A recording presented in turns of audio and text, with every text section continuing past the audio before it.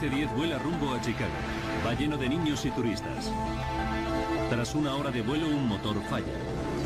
Aunque todavía tiene otros dos motores en funcionamiento, casi pierde el control.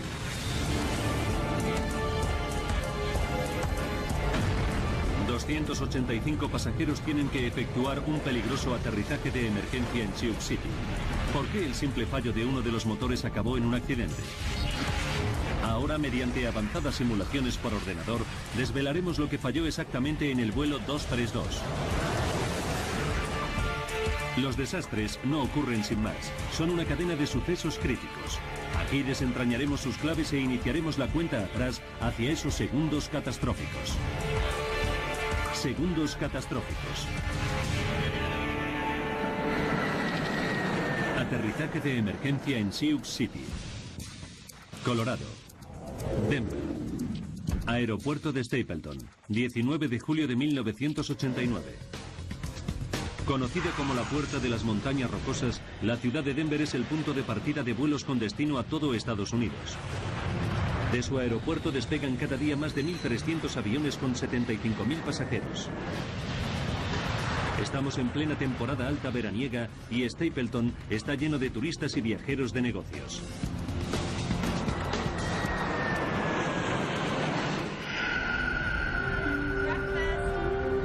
Debbie McKelvey es una de las turistas que despegará hoy desde aquí. Lleva a sus hijos Devon, de 6 años, y Ryan, de 7, a una reunión familiar en su estado natal de Pensilvania. Iba a pasar 2 semanas en mi casa con mis 2 hijos y el viaje me hacía mucha ilusión. Debbie ha aprovechado la promoción del Día del Niño de United Airlines, gracias a la cual los niños menores de 14 años pueden volar pagando solo 1 céntimo, siempre que vayan acompañados de un adulto de pago. Debbie viaja con su amiga del club de tenis, Ruth Ness, para que acompañe a uno de sus hijos. Ruth me hizo el favor de sentarse con uno de mis hijos y ocuparse de él mientras yo me ocupaba del otro. 1:15 del mediodía. Debbie, Ruth y los niños esperan para embarcar en el vuelo United Airlines 232 con destino a Filadelfia vía Chicago. Al mando del avión se encuentra el capitán Alfred C. Haynes.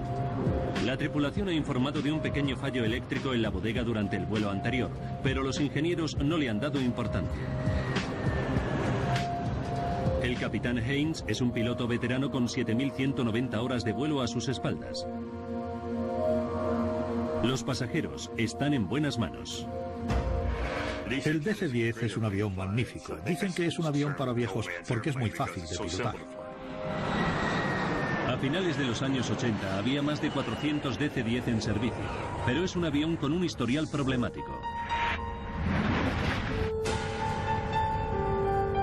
En 1972, en Windsor, en Ontario, la puerta de carga de un DC-10 de solo 1 año de antigüedad reventó y provocó una grave descompresión. Los pilotos se las arreglaron para aterrizar sanos y salvos. 2 años después reventó la puerta de otro DC-10, un avión de las líneas aéreas turcas que había despegado de París. Esa vez, la violenta descompresión desgarró el avión en pedazos en mitad del aire. Sus 346 pasajeros perecieron. McDonnell Douglas encontró el defecto y lo subsanó, pero la reputación del DC-10 nunca volvió a recuperarse.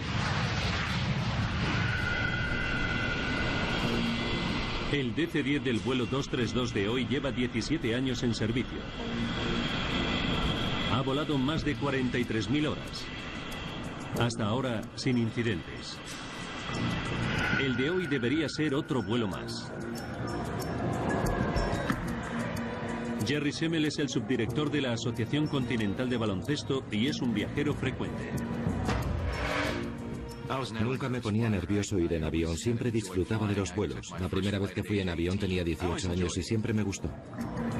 Jerry vuela a Columbus con su jefe y gran amigo Jay Ransdell en viaje de negocios. Su vuelo original ha sido cancelado y Jay ha obtenido plaza en el siguiente vuelo. Pero Jerry no ha encontrado otro asiento libre. Jay decide quedarse con su amigo y esperar al siguiente vuelo juntos. No le di demasiada importancia, pensé que era todo un detalle. Me acuerdo que pensé que yo habría hecho lo mismo por él.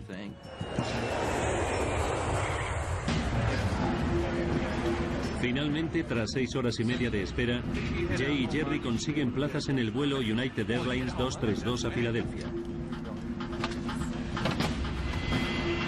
El avión va lleno, lleva 285 pasajeros y 11 tripulantes.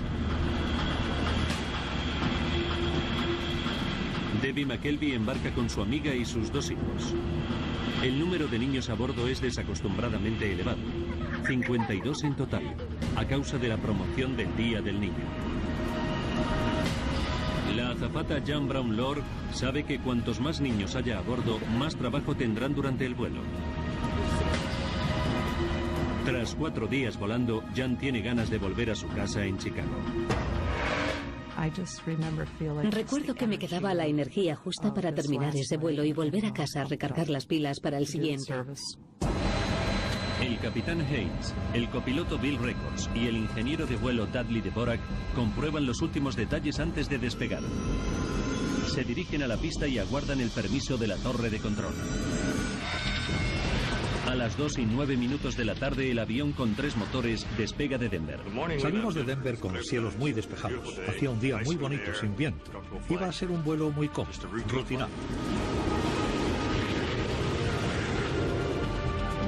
Debbie McKelvey va sentada con su hijo Ryan, mientras su amiga Ruth Ness va sentada a una fila detrás con su hija Devon. 3:16 de la tarde. A esa hora se encuentran terminando de comer.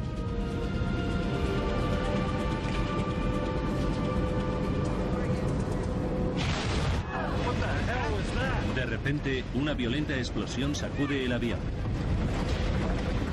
Lo primero que pensé fue que había explotado una bomba, que alguien había colocado una bomba, que la habían detonado y que estábamos cayendo. La única forma de explicar lo que se me ocurre es que fue como si condujeras por la autopista y chocases con un bache. Jan Brown Lord teme que se trate de una brecha en el fuselaje. Instintivamente me senté en el suelo y me agarré fuerte, porque sabía que si se producía una descompresión, lo que no estaba sujeto saldría volando. Dentro del avión no existe ninguna señal de daños visibles, pero en la cabina el capitán revisa los instrumentos de vuelo y enseguida descubre que el motor número 2 está averiado. Nunca me había quedado sin un motor en pleno vuelo. Me había ocurrido con un simulador, pero nunca volando. Pero esta vez está pasando de verdad. 3 de la tarde y 17 minutos. La prioridad del capitán es apagar el motor problemático. No está demasiado preocupado. El DC-10 puede volar cómodamente con los otros 2 motores que lleva montados en las alas.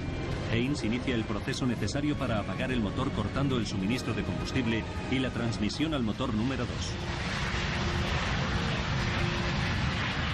Una vez apagado el motor, el ingeniero de vuelo Dudley Dvorak descubre otro fallo.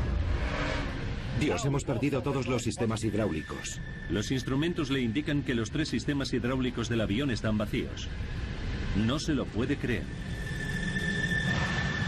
Los sistemas hidráulicos hacen funcionar los alerones, el timón y el elevador del avión. Sin ellos, los pilotos no pueden hacer girar el avión, ni ascender o descender. Pero los instrumentos no engañan. El copiloto Bill Records se queda horrorizado al descubrir que los mandos ya no le responden. El avión comienza a escorarse bruscamente a la derecha y no puede hacer nada para impedirlo. Entonces nos dimos cuenta de la gravedad de la situación y de que la avería era muy importante. El capitán intenta enderezar el avión, pero no consigue que el DC-10 recupere su posición. El avión amenaza con darse la vuelta. Una perspectiva aterradora. No había forma de controlar el avión y hacerlo girar. No teníamos nada con lo que estabilizar el avión. Nada. Es la peor pesadilla de un piloto. El vuelo 232 está a 11.000 metros de altura y fuera de control. El ala izquierda continúa elevándose y si el avión vuelca, será su perdición.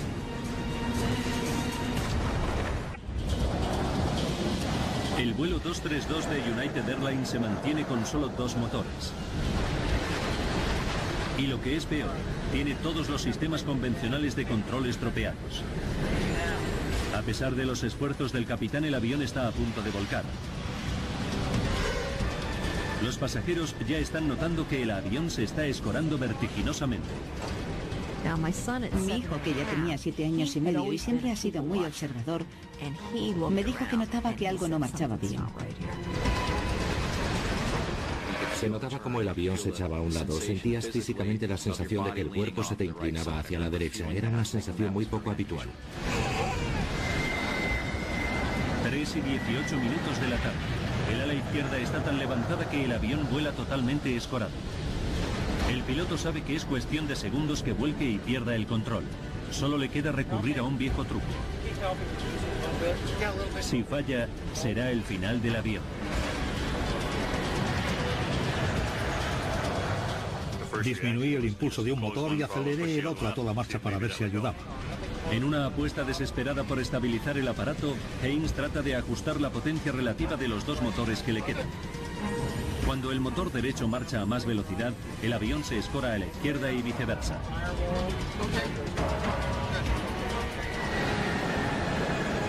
Funciona. Y el capitán logra estabilizar el aeroplano. Sigue sin tener el control del vuelo, pero puede pilotar el aparato de forma rudimentaria aumentando y disminuyendo las marchas. Pero descubre que solo puede girar a la derecha. 3:20 de la tarde. El copiloto llama por radio al Centro de Control de Tráfico Aéreo de Minneapolis.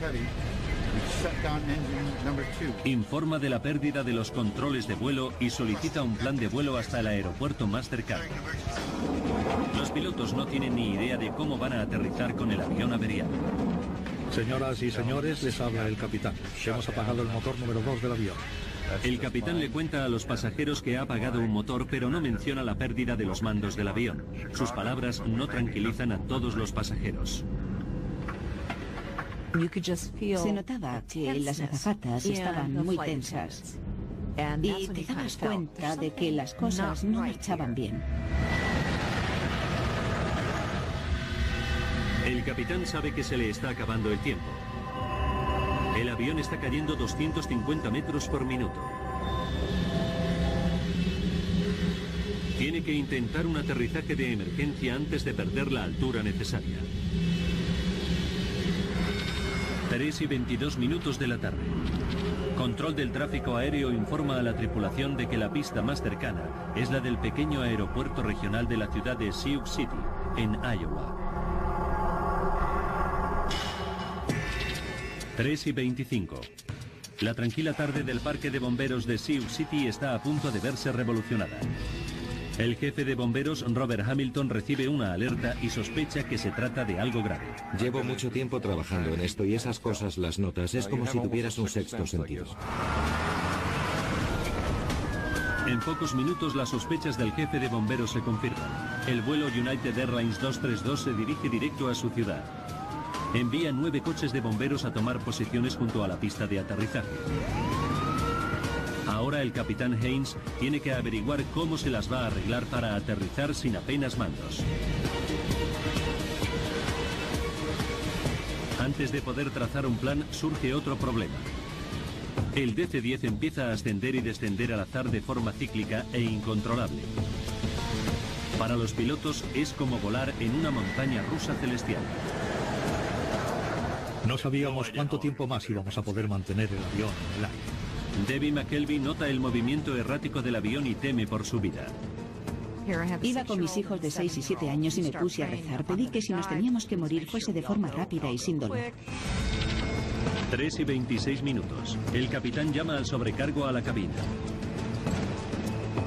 Cuando abrí la puerta, noté que el ambiente que se respiraba era el de la peor crisis posible. El capitán le dijo a Jan que preparase a los pasajeros para un aterrizaje de emergencia. Cuando crucé la sección de primera clase, no me atreví a mirar a nadie a los ojos porque temía que leyeran el miedo en mi cara.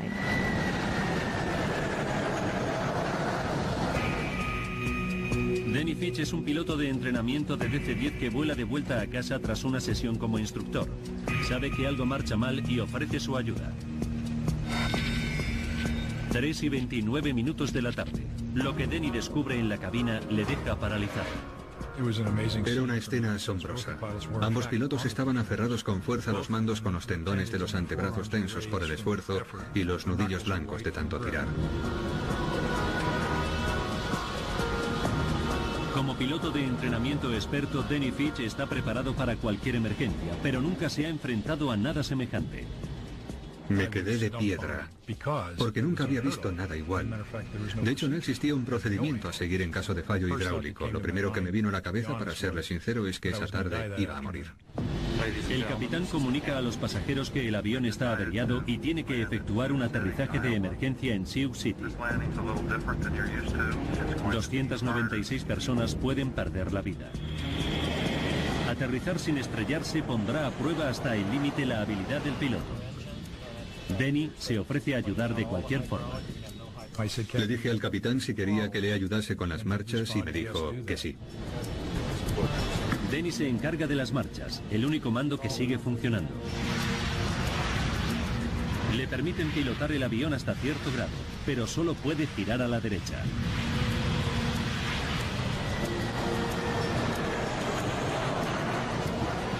Se convirtió en el cuarto miembro del equipo porque nos ofreció su ayuda y estaba dispuesto a colaborar de cualquier forma.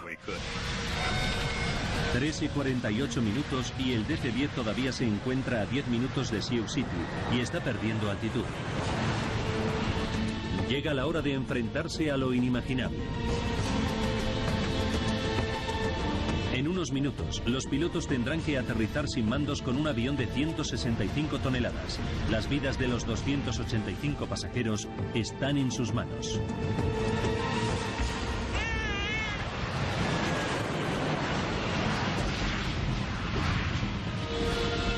Los pilotos inician la maniobra de aproximación final a Sioux City. Denny Fitch estabiliza el avión aumentando y reduciendo las marchas, aunque el avión solo puede girar a la derecha. El plan consiste en realizar una espiral descendente cuyo giro final esperan que les coloque enfrentados a la pista. Las probabilidades de éxito son escasas.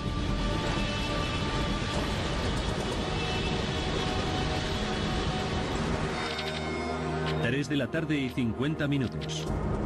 La azafata Jan Brown Lord imparte las instrucciones de seguridad finales. Tenía a los pasajeros en la palma de la mano. Se habría podido caer un alfiler. Jan presta especial atención a los 5 bebés que por su tamaño no disponen de asiento propio.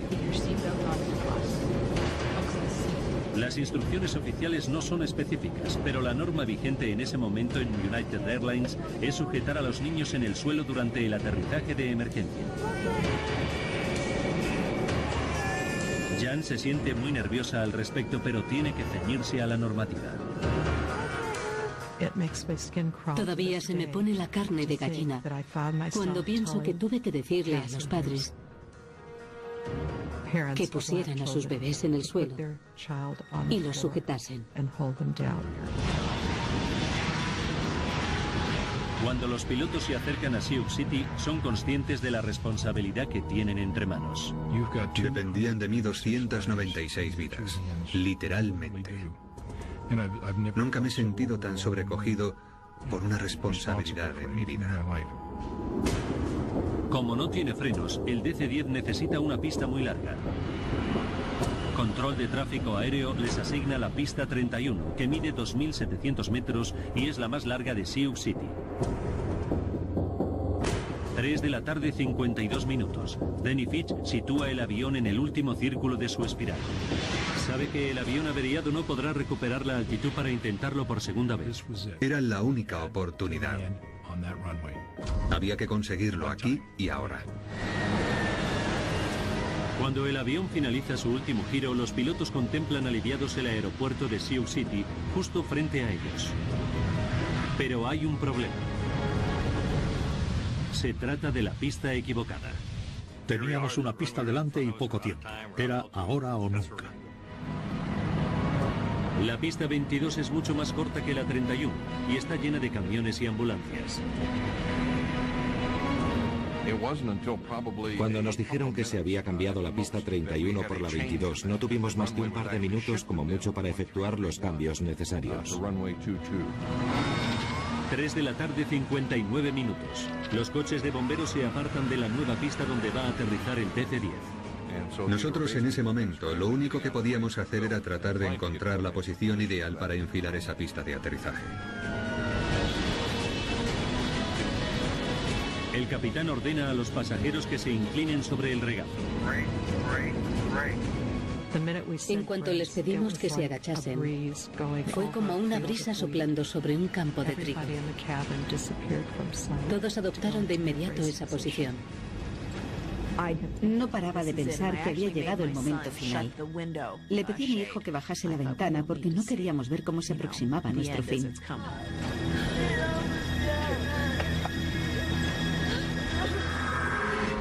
Mientras los pilotos tratan desesperadamente de alinear el avión con la pista, se dan cuenta de que todavía iban a 400 kilómetros por hora, unos 150 kilómetros por hora más deprisa de lo normal.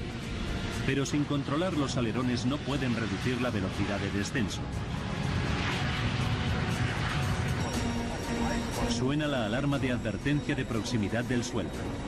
Están descendiendo demasiado rápido. El avión cae a 560 metros por minuto, 6 veces más de lo normal.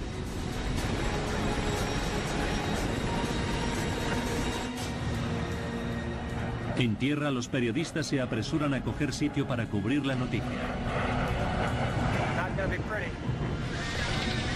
Son las 4 de la tarde.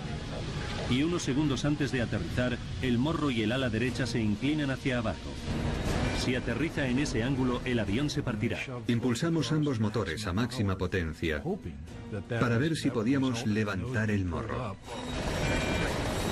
Danny Fitch lucha desesperadamente por levantar el morro del avión, pero es demasiado tarde y los motores no responden a tiempo. 4 de la tarde y 16 segundos. El avión se estrella contra la pista. Sentí como si nos hubiésemos caído del cielo y chocado con la tierra. No fue un aterrizaje de emergencia, fue un choque. Se oyeron unos chillidos metálicos ensordecedores que nunca había escuchado antes y espero no volver a tener que escuchar en mi vida. El tren de aterrizaje y el ala derecho se fracturan y el combustible se sale y provoca un incendio. Vi que estábamos rodeados por lenguas de fuego.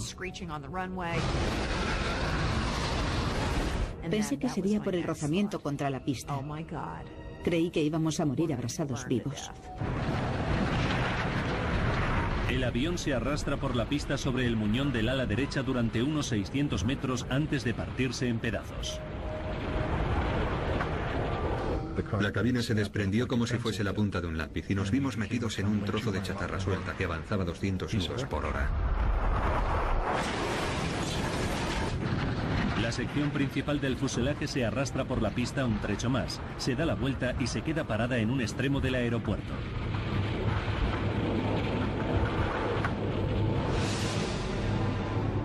El avión ha quedado dividido en 3 secciones principales: la cabina, la cola y la sección intermedia de pasajeros. Docenas de pasajeros supervivientes huyen del avión en llamas. Los bomberos y las ambulancias se apresuran a socorrerles. Los equipos de rescate se enfrentan a un espectáculo dantesco de muertos y heridos.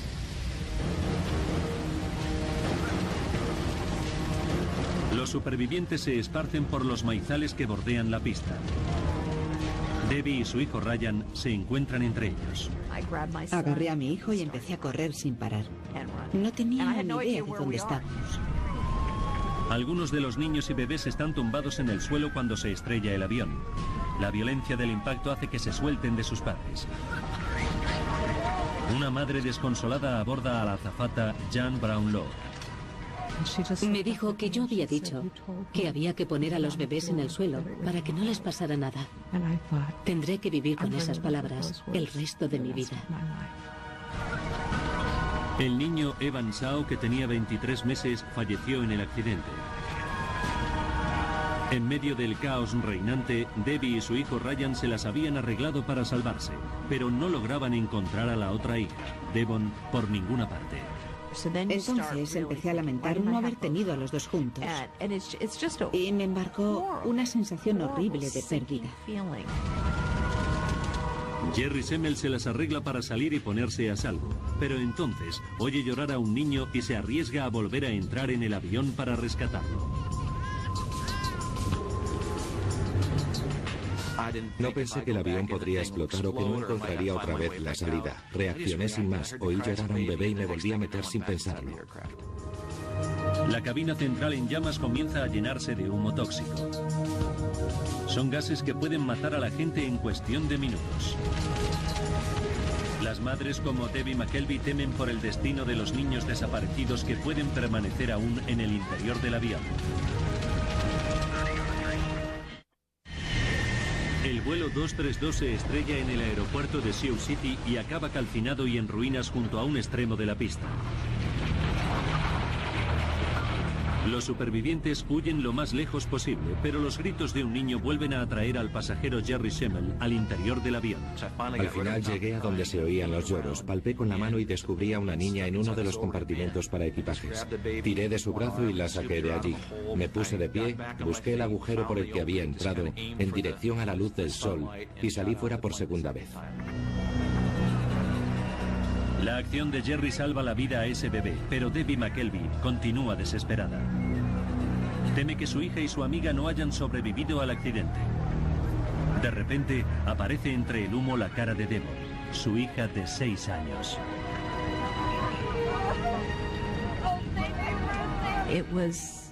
Cuando supe que estaba bien, me llevé la mayor alegría del mundo. Mientras los pasajeros escapan del siniestro, el capitán Hein y la tripulación de vuelo permanecen atrapados en la cabina. El morro del avión se ha enterrado en la tierra blanda junto a la pista. Es el último sitio al que acuden los equipos de rescate. Tienen que usar una carretilla elevadora y equipo para cortar los hierros retorcidos. Tardan 30 minutos en llegar hasta los pilotos. A las 5 de la tarde rescatan a los 4 pilotos gravemente heridos, pero vivos. Recuerdo que me dieron una palmada en el pecho y me dijeron que no había pasado nada, que me habían salvado y que estaba bien. Y me sentí enormemente aliviado. El avión continúa ardiendo durante más de 2 horas.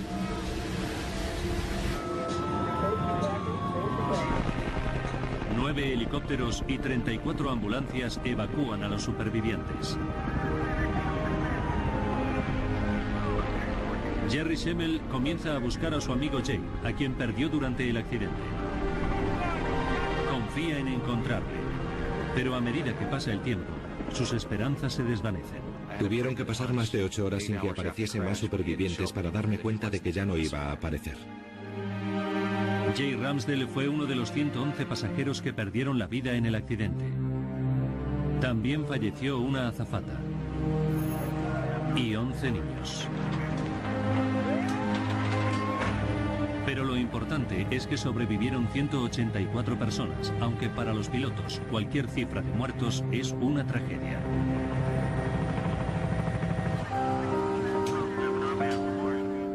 El piloto de entrenamiento Denny Fitch se enterará del número de víctimas cuando su mujer acude a verle al hospital.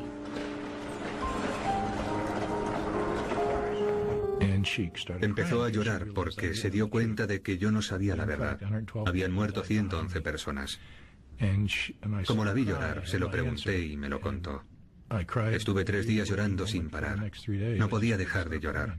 Me partió el corazón saber que había dejado a tanta gente detrás. Había estado dispuesto a morir por ellos, no quería que murieran. Haynes y los otros pilotos están decididos a sacar conclusiones positivas del accidente. La tripulación y de hecho toda la industria aeronáutica se han puesto a investigar de inmediato las causas del accidente para que nunca se vuelva a repetir.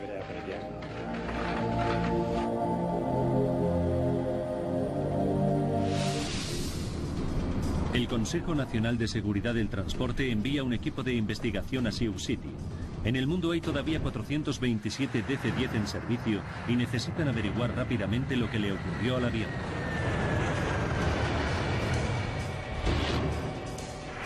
Al frente del equipo que analiza la estructura del avión se encuentra Frank Hildrup. Este tipo de investigaciones producen una gran ansiedad y aprensión. Yo en esa época era bastante nuevo, solo llevaba 9 meses trabajando en esa institución. Hildrup y su equipo llegan a Sioux City solo 9 horas después del accidente y se ponen a trabajar de inmediato.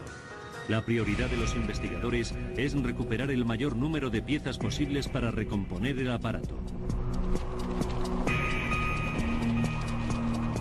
Es una labor ímproba. Era un siniestro de tal magnitud que pronto supimos que nos esperaba una larga investigación. El impacto ha esparcido los restos del avión a una distancia de un radio de 1 kilómetro. Los servicios de emergencia y la Guardia Nacional movilizan cientos de efectivos. Registran metro a metro la zona que rodea los escombros del avión. Cualquier pieza, por pequeña que sea, puede resultar clave para averiguar la causa del accidente. El investigador Jim Walby lo tiene muy claro. Para entender cómo se destruyó el avión y comprender la interrelación entre las diversas piezas. Por eso resulta muy útil recomponer la estructura. Los investigadores entrevistan a los 4 pilotos para averiguar la causa de la pérdida de control que provocó el accidente. El capitán y los otros pilotos confirman que tras el fallo del motor número 2, se quedaron sin sistemas hidráulicos. El investigador Frank Hildrup se queda muy intrigado. Sabía que personalmente no estaba preparado para ocuparme de un avión que se había quedado sin sistemas hidráulicos. Es un caso extremadamente raro que no le ha ocurrido nunca a nadie. Los sistemas hidráulicos hacen funcionar todos los mandos del DC-10. Los alerones que ayudan a controlar el descenso. Los elevadores que inclinan el avión hacia arriba y hacia abajo. El timón que lo dirige y los alerones que lo escoran hacia los lados. Son controles mecánicos que actúan mediante las líneas de transmisión hidráulicas de fluido presurizado que llevan dentro. Existen 3 controles mecánicos separados e independientes. Aunque uno de ellos se rompa, los otros 2 no tienen por qué perder fluido hidráulico. Perder el fluido hidráulico de los 3 sistemas a la vez es casi imposible. Los expertos aseguran que las probabilidades son de 1 entre 1000 millones. Entonces se produce un hallazgo inesperado. Unos granjeros a 90 kilómetros de Sioux City informan de restos del avión esparcidos por sus tierras. Los investigadores los examinan y encuentran componentes del sistema hidráulico número 2 de la cola, junto al motor averiado.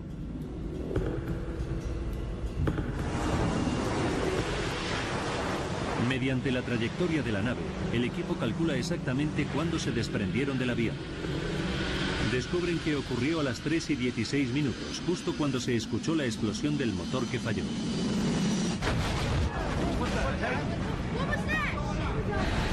Todo apunta a que un suceso catastrófico dentro del motor acabó dañando también los sistemas hidráulicos.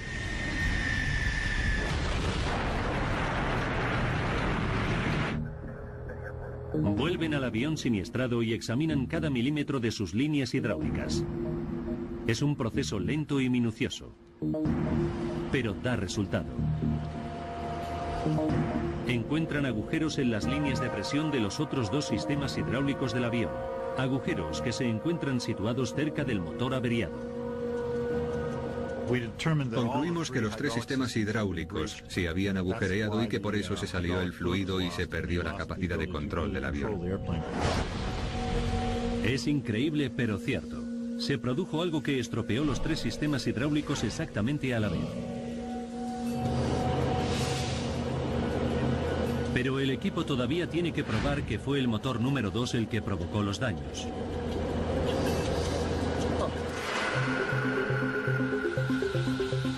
Inspeccionan las perforaciones con un escáner microscópico y encuentran rastros diminutos de titanio.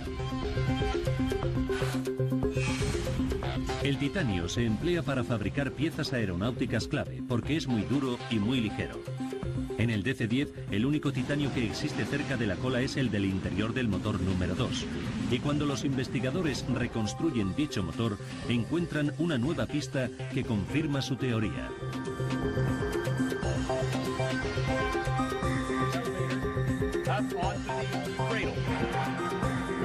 Nos dimos cuenta de que faltaba una sección importante del motor número 2 en la cola del avión. Se había roto y había desaparecido. La parte que faltaba era el disco de la turbina, la gran sección central de la turbina del motor que está hecha de titanio. Los investigadores comienzan a hacerse una idea de lo que causó la pérdida de control del vuelo United Airlines 232. Faltan 44 minutos para el desastre. La explosión que escuchan los pasajeros y la tripulación es el disco de la turbina, que pesa 170 kilos y se ha partido. El disco partido recorre el habitáculo del motor y fractura una sección del sistema hidráulico número 2. Pero la mala suerte ocasiona que otros fragmentos del disco perforen también varias secciones de los otros dos sistemas hidráulicos que quedan.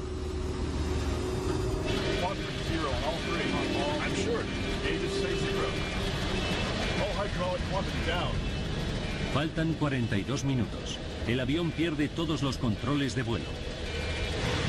La sección de cola está tan dañada que el avión solo puede girar a la derecha y sin elevadores los pilotos no pueden mantener el avión estabilizado.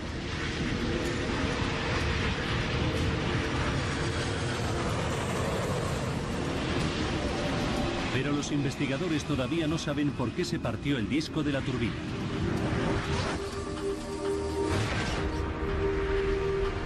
Hasta que lo descubren, hay otros 400 DC-10 con el mismo defecto oculto surcando los cielos.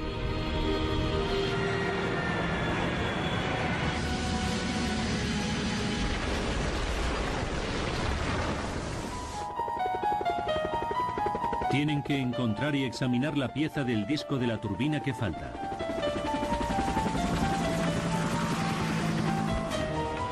El equipo de investigación calcula la trayectoria que siguieron los restos del disco de la turbina para descubrir dónde pudieron haber caído. Calculan que cayó en una zona de maizales de Iowa que cubre una extensión de 36 kilómetros cuadrados. Localizar un disco de ventilador en una zona tan grande como esa era como buscar una aguja en un pajar. Los investigadores hacen todo lo posible por encontrarlo. Rastrean la zona con 3 helicópteros, pero los maizales de 3 metros de alto ocultan todo lo que hay en el suelo. Incluso despliegan cámaras de rayos infrarrojos para tratar de buscarlo.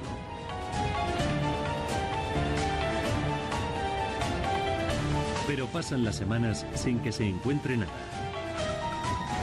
General Electric, la empresa fabricante del motor, ofrece una recompensa a quien encuentre el disco de la turbina desaparecido.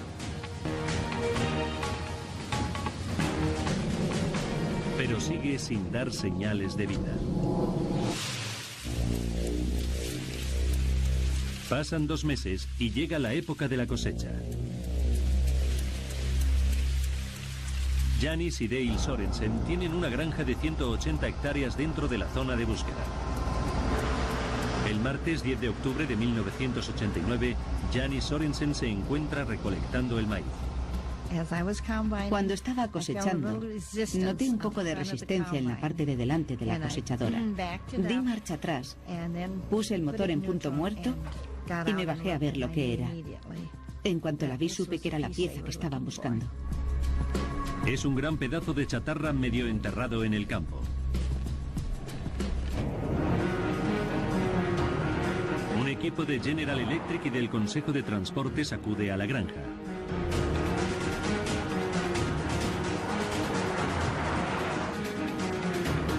Dale y Janice les ayudan a desenterrar la pieza. Estas son imágenes del vídeo casero que rodaron los propios Sorensen sobre su hallazgo. Tenía una pala pequeña y fui a buscar el tractor.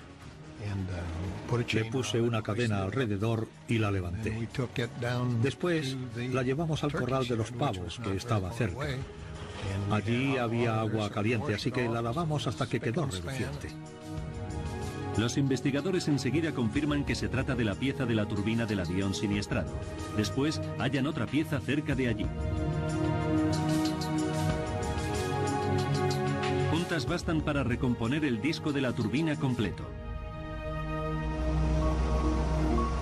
Janice Sorensen se entera de que su descubrimiento puede encerrar la clave de la causa del desastre. Me emocioné mucho. Incluso solté alguna lágrima.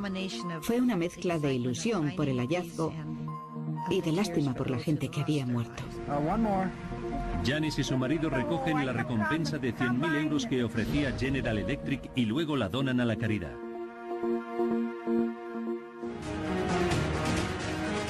Ahora los investigadores pueden comenzar la segunda fase de su investigación. Envían el disco fracturado al laboratorio de su fabricante, General Electric, para descubrir lo que pudo partir una pieza tan robusta.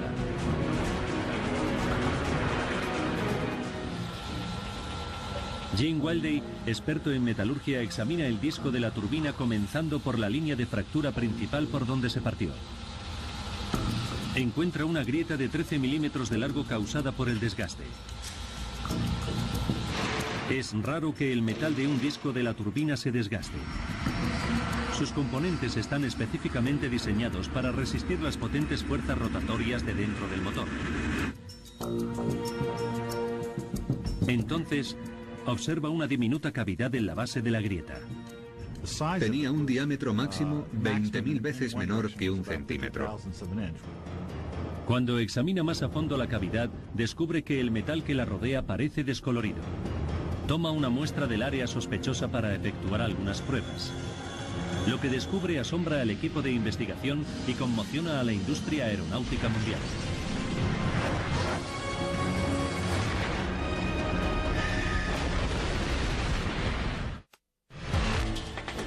El investigador James Wildey examina una cavidad diminuta en el disco de la turbina fracturado del vuelo United Airlines 232. Lo que descubre le deja asombrado. La aleación de titanio que le rodea tiene una impureza, denominada inclusión alfa, un pequeño defecto más pequeño que una uña.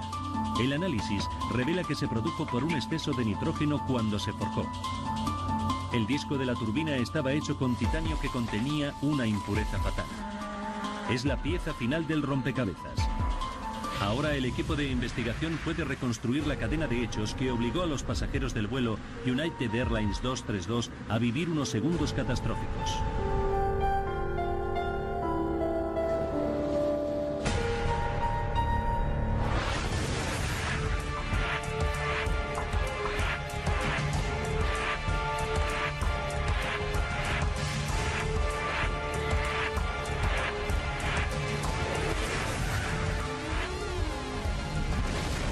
Que el disco de la turbina del DC-10 rotaba a 3.800 revoluciones por minuto, la enorme presión aumentaba la grieta que se había iniciado en el metal impuro.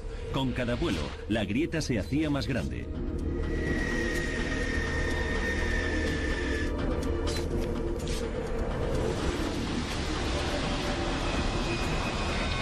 Faltan 44 minutos para el desastre. 19 de julio de 1989.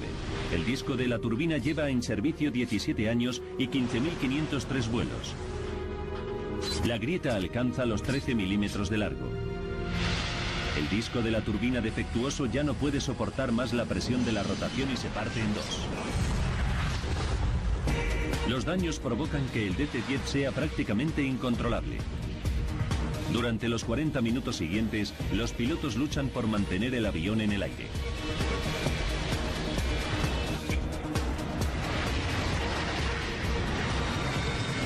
Faltan 5 minutos. El vuelo 232 efectúa su giro final sobre Sioux City. 20 segundos. El avión pierde el ala derecha poco antes de tocar tierra. Se desencadena el desastre.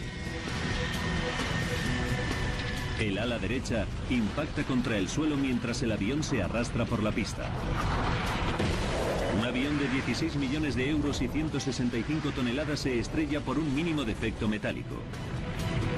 Y a los investigadores aún les augura una amarga sorpresa.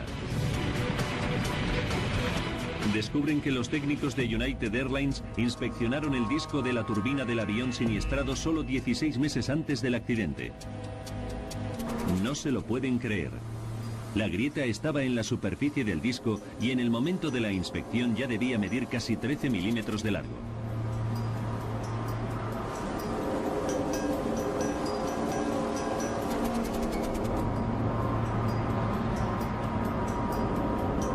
El El disco había sido inspeccionado antes del accidente.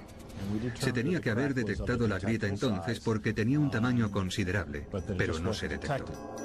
El informe del Consejo de Transportes determinó que la grieta no se detectó debido a un error humano.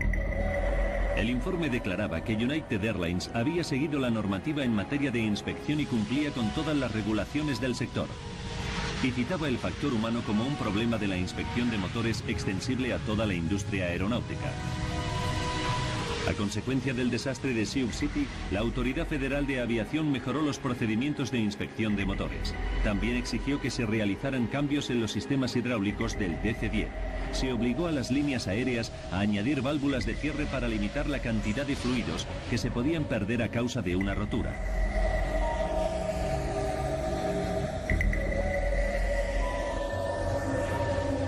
Pero hoy en día, los niños que viajan en brazos siguen colocándose en el suelo durante los aterrizajes de emergencia. Desde el accidente, Jan Brown Lord ha hecho campaña para que todos los niños tengan asientos asignados y cinturones de seguridad. Nunca ha olvidado al niño Evan Shaw, que perdió la vida delante de sus ojos.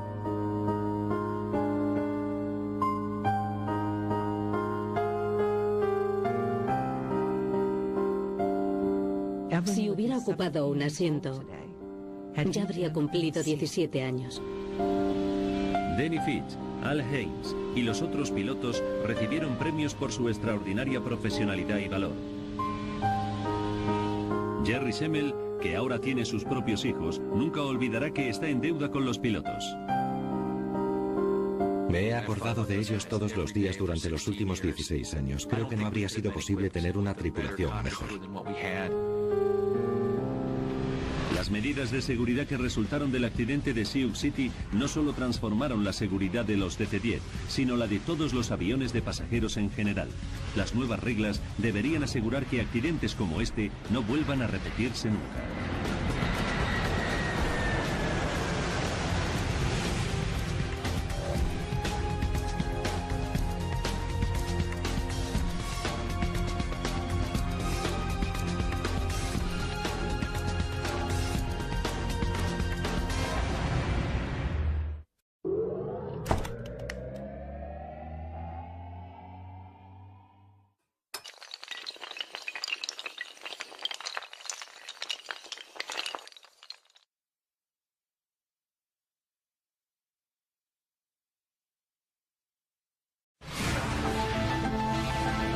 DC-10 vuela rumbo a Chicago.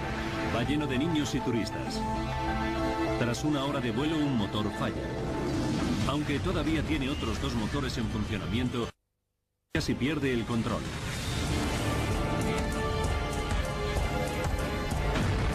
...285 pasajeros tienen que efectuar un peligroso aterrizaje de emergencia en Sioux City. ¿Por qué el simple fallo de uno de los motores acabó en un accidente? Ahora, mediante avanzadas simulaciones por ordenador, desvelaremos lo que falló exactamente en el vuelo 232. Los desastres no ocurren sin más. Son una cadena de sucesos críticos. Aquí desentrañaremos sus claves e iniciaremos la cuenta atrás hacia esos segundos catastróficos. Segundos catastróficos. Aterrizaje de emergencia en Sioux City, Colorado. Denver. Aeropuerto de Stapleton, 19 de julio de 1989. Conocida como la Puerta de las Montañas Rocosas, la ciudad de Denver es el punto de partida de vuelos con destino a todo Estados Unidos. De su aeropuerto despegan cada día más de 1.300 aviones con 75.000 pasajeros. Estamos en plena temporada alta veraniega y Stapleton está lleno de turistas y viajeros de negocios.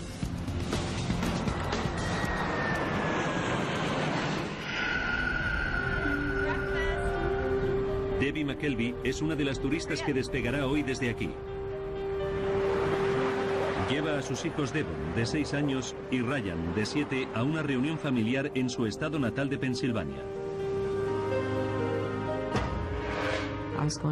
Iba a pasar 2 semanas en mi casa con mis 2 hijos y el viaje me hacía mucha ilusión.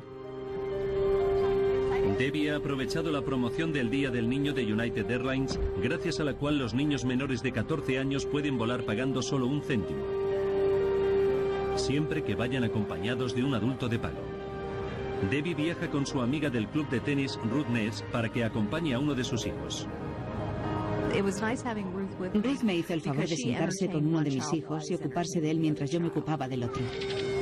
1:15 del mediodía.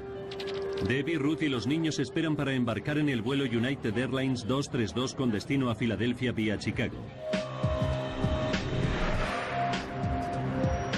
Al mando del avión se encuentra el capitán Alfred C. Haynes. La tripulación ha informado de un pequeño fallo eléctrico en la bodega durante el vuelo anterior, pero los ingenieros no le han dado importancia. El capitán Haynes es un piloto veterano con 7.190 horas de vuelo a sus espaldas. Los pasajeros están en buenas manos. El DC-10 es un avión magnífico. Dicen que es un avión para viejos porque es muy fácil de pilotar. A finales de los años 80 había más de 400 DC-10 en servicio, pero es un avión con un historial problemático. En 1972, en Windsor, en Ontario, la puerta de carga de un DC-10 de solo un año de antigüedad reventó y provocó una grave descompresión. Los pilotos se las arreglaron para aterrizar sanos y salvos.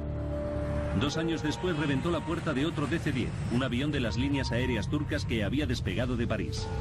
Esa vez, la violenta descompresión desgarró el avión en pedazos en mitad del aire.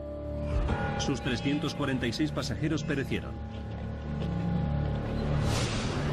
McDonnell Douglas encontró el defecto y lo subsanó, pero la reputación del DC-10 nunca volvió a recuperarse. El DC-10 del vuelo 232 de hoy lleva 17 años en servicio.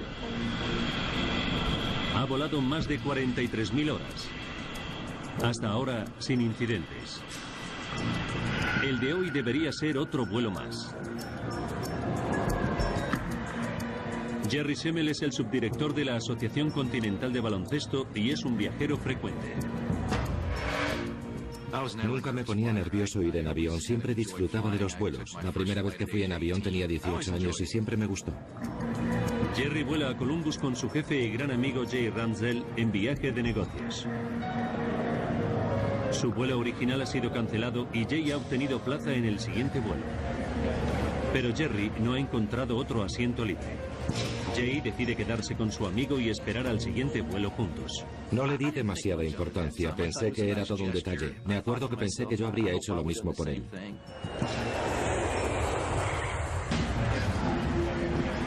Finalmente, tras 6 horas y media de espera, Jay y Jerry consiguen plazas en el vuelo United Airlines 232 a Filadelfia. El avión va lleno, lleva 285 pasajeros y 11 tripulantes. Debbie McKelvey embarca con su amiga y sus 2 hijos. El número de niños a bordo es desacostumbradamente elevado, 52 en total, a causa de la promoción del Día del Niño. La azafata Jan Brown Lord sabe que cuantos más niños haya a bordo, más trabajo tendrán durante el vuelo. Tras 4 días volando, Jan tiene ganas de volver a su casa en Chicago. Recuerdo que me quedaba la energía justa para terminar ese vuelo y volver a casa a recargar las pilas para el siguiente. El capitán Haynes, el copiloto Bill Records y el ingeniero de vuelo Dudley Dvorak comprueban los últimos detalles antes de despegar. Se dirigen a la pista y aguardan el permiso de la torre de control. A las 2:09 de la tarde, el avión con 3 motores despega de Denver. Salimos de Denver con los cielos muy despejados. Hacía un día muy bonito, sin viento. Iba a ser un vuelo muy cómodo, rutinario. Debbie McKelvey va sentada con su hijo Ryan, mientras su amiga Ruth Ness va sentada a una fila detrás con su hija Devon. 3:16 de la tarde. A esa hora se encuentran terminando de comer.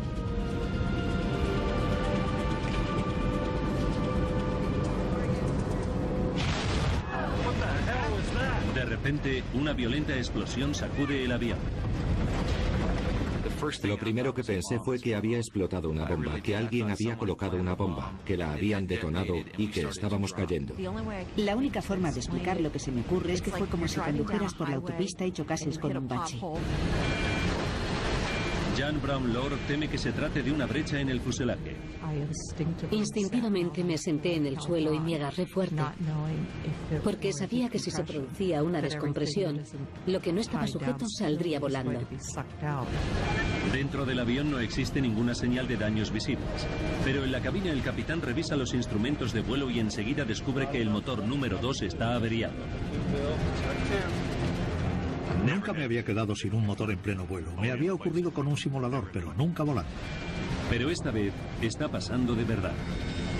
3 de la tarde y 17 minutos. La prioridad del capitán es apagar el motor problemático. No está demasiado preocupado. El DC-10 puede volar cómodamente con los otros 2 motores que lleva montados en las alas. Haynes inicia el proceso necesario para apagar el motor cortando el suministro de combustible y la transmisión al motor número 2.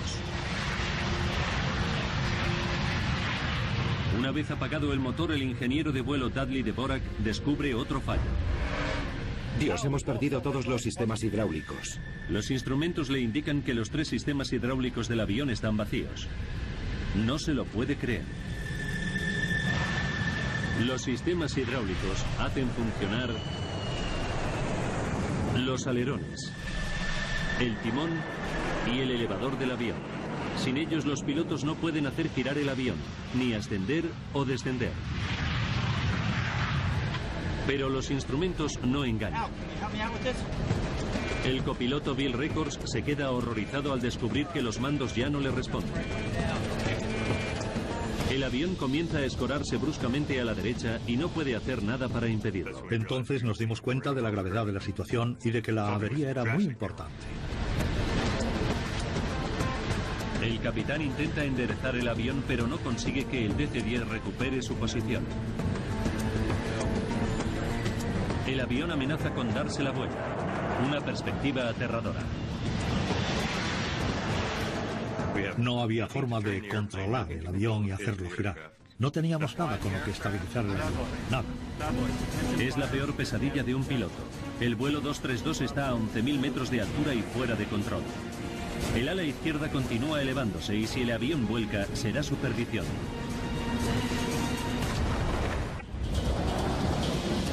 El vuelo 232 de United Airlines se mantiene con solo 2 motores. Y lo que es peor, tiene todos los sistemas convencionales de control estropeados. A pesar de los esfuerzos del capitán, el avión está a punto de volcar.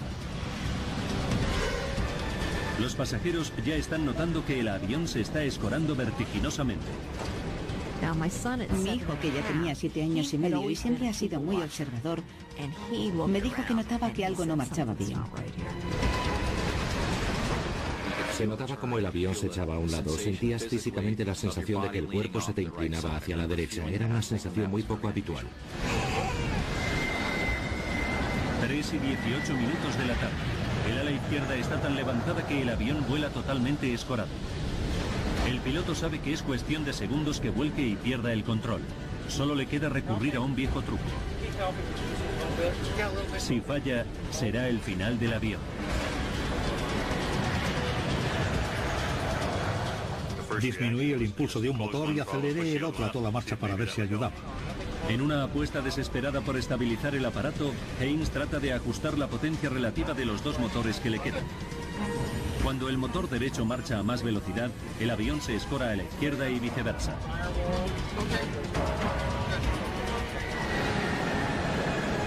Funciona. Y el capitán logra estabilizar el aeroplano. Sigue sin tener el control del vuelo, pero puede pilotar el aparato de forma rudimentaria aumentando y disminuyendo las marchas. Pero descubre que solo puede girar a la derecha. 3 y 20 de la tarde. El copiloto llama por radio al Centro de Control de Tráfico Aéreo de Minneapolis. Informa de la pérdida de los controles de vuelo y solicita un plan de vuelo hasta el aeropuerto más cercano. Los pilotos no tienen ni idea de cómo van a aterrizar con el avión averiado. Señoras y señores, les habla el capitán. Hemos apagado el motor número 2 del avión. El capitán le cuenta a los pasajeros que ha apagado un motor, pero no menciona la pérdida de los mandos del avión. Sus palabras no tranquilizan a todos los pasajeros. Se notaba que las azafatas estaban muy tensas. Y te dabas cuenta de que las cosas no marchaban bien. El capitán sabe que se le está acabando el tiempo. El avión está cayendo 250 metros por minuto. Tiene que intentar un aterrizaje de emergencia antes de perder la altura necesaria. 3:22 de la tarde. Control del tráfico aéreo informa a la tripulación de que la pista más cercana es la del pequeño aeropuerto regional de la ciudad de Sioux City, en Iowa. 3:25. La tranquila tarde del parque de bomberos de Sioux City está a punto de verse revolucionada. El jefe de bomberos, Robert Hamilton, recibe una alerta y sospecha que se trata de algo grave. Llevo mucho tiempo trabajando en esto y esas cosas las notas. Es como si tuvieras un sexto sentido. En pocos minutos las sospechas del jefe de bomberos se confirman. El vuelo United Airlines 232 se dirige directo a su ciudad. Envía 9 coches de bomberos a tomar posiciones junto a la pista de aterrizaje. Ahora el capitán Haynes tiene que averiguar cómo se las va a arreglar para aterrizar sin apenas mandos. Antes de poder trazar un plan, surge otro problema. El DC-10 empieza a ascender y descender al azar de forma cíclica e incontrolable. Para los pilotos es como volar en una montaña rusa celestial. No sabíamos cuánto tiempo más íbamos a poder mantener el avión en el aire. Debbie McKelvey nota el movimiento errático del avión y teme por su vida. Iba con mis hijos de 6 y 7 años y me puse a rezar. Pedí que si nos teníamos que morir fuese de forma rápida y sin dolor. 3:26. El capitán llama al sobrecargo a la cabina. Cuando abrí la puerta, noté que el ambiente que se respiraba era el de la peor crisis posible.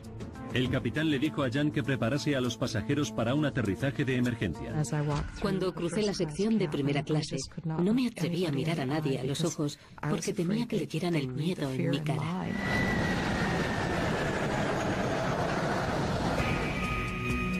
Denny Fitch es un piloto de entrenamiento de DC-10 que vuela de vuelta a casa tras una sesión como instructor.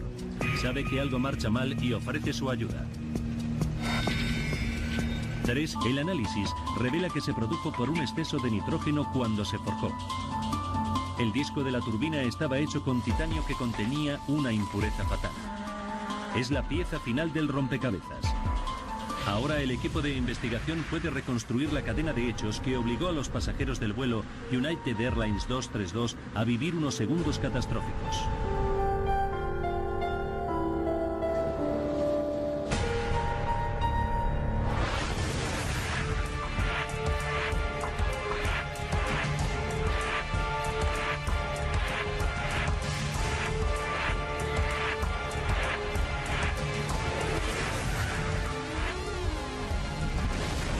Que el disco de la turbina del DC-10 rotaba a 3.800 revoluciones por minuto, la enorme presión aumentaba la grieta que se había iniciado en el metal impuro. Con cada vuelo, la grieta se hacía más grande.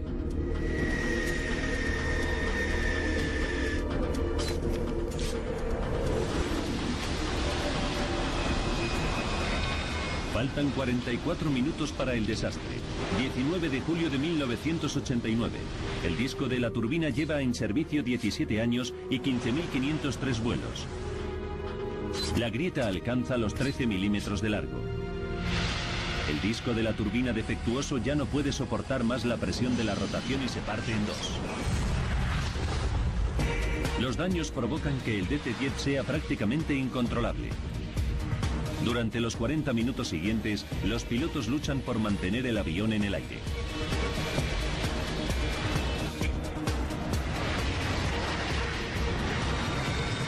Faltan 5 minutos. El vuelo 232 efectúa su giro final sobre Sioux City. 20 segundos.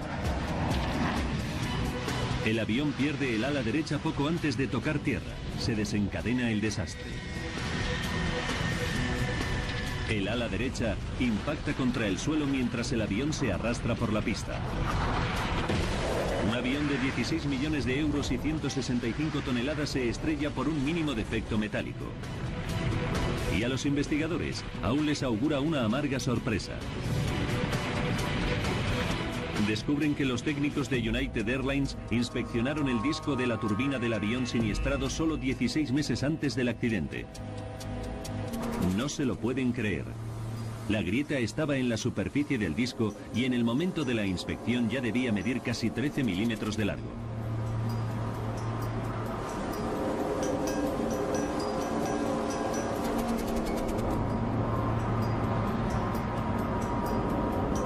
El disco había sido inspeccionado antes del accidente. 14 años pueden volar pagando solo 1 céntimo. Siempre que vayan acompañados de un adulto de pago. Debbie viaja con su amiga del club de tenis, Ruth Ness, para que acompañe a uno de sus hijos. Ruth me hizo el favor de sentarse con uno de mis hijos y ocuparse de él mientras yo me ocupaba del otro. 1:15 del mediodía. Debbie, Ruth y los niños esperan para embarcar en el vuelo United Airlines 232 con destino a Filadelfia vía Chicago. Al mando del avión se encuentra el capitán Alfred C. Haynes.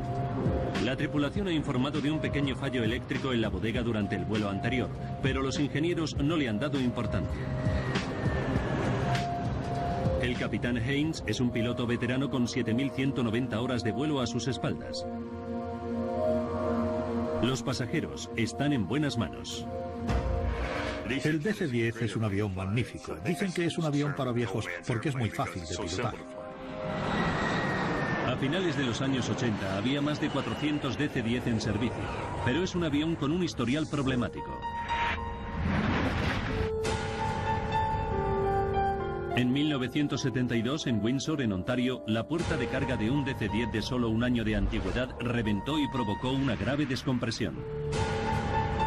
Los pilotos se las arreglaron para aterrizar sanos y salvos. 2 años después reventó la puerta de otro DC-10, un avión de las líneas aéreas turcas que había despegado de París. Esa vez, la violenta descompresión desgarró el avión en pedazos en mitad del aire. Sus 346 pasajeros perecieron. McDonnell Douglas encontró el defecto y lo subsanó, pero la reputación del DC-10 nunca volvió a recuperarse. El DC-10 del vuelo 232 de hoy lleva 17 años en servicio. Ha volado más de 43.000 horas. Hasta ahora, sin incidentes. El de hoy debería ser otro vuelo más. Jerry Semmel es el subdirector de la Asociación Continental de Baloncesto y es un viajero frecuente. Nunca me ponía nervioso ir en avión, siempre disfrutaba de los vuelos. La primera vez que fui en avión tenía 18 años y siempre me gustó. Jerry vuela a Columbus con su jefe y gran amigo Jay Ramsdell en viaje de negocios. Su vuelo original ha sido cancelado y Jay ha obtenido plaza en el siguiente vuelo. Pero Jerry no ha encontrado otro asiento libre. Jay decide quedarse con su amigo y esperar al siguiente vuelo juntos. No le di demasiada importancia, pensé que era todo un detalle. Me acuerdo que pensé que yo habría hecho lo mismo por él.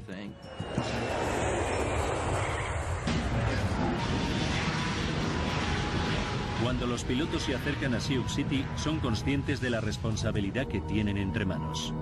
Dependían de mí 296 vidas, literalmente. Nunca me he sentido tan sobrecogido por una responsabilidad en mi vida. Como no tiene frenos, el DC-10 necesita una pista muy larga.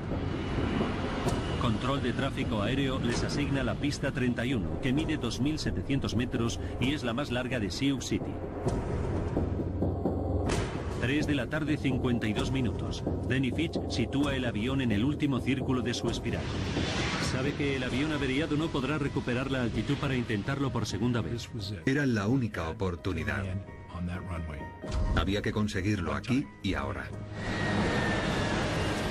Cuando el avión finaliza su último giro, los pilotos contemplan aliviados el aeropuerto de Sioux City, justo frente a ellos. Pero hay un problema. Se trata de la pista equivocada. Teníamos una pista delante y poco tiempo. Era ahora o nunca. La pista 22 es mucho más corta que la 31 y está llena de camiones y ambulancias.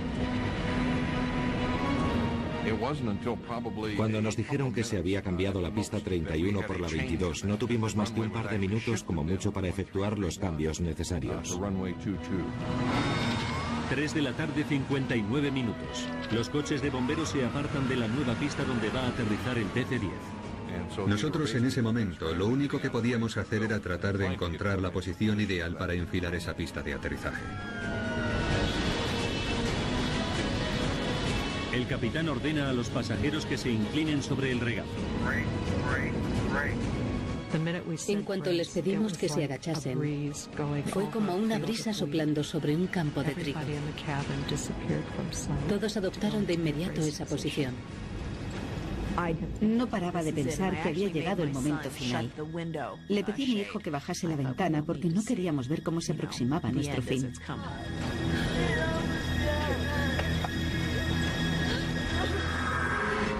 Mientras los pilotos tratan desesperadamente de alinear el avión con la pista, se dan cuenta de que todavía iban a 400 kilómetros por hora, unos 150 kilómetros por hora más deprisa de lo normal.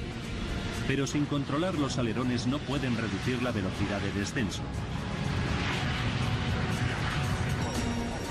Suena la alarma de advertencia de proximidad del suelo. Están descendiendo demasiado rápido. El avión cae a 560 metros por minuto, 6 veces más de lo normal.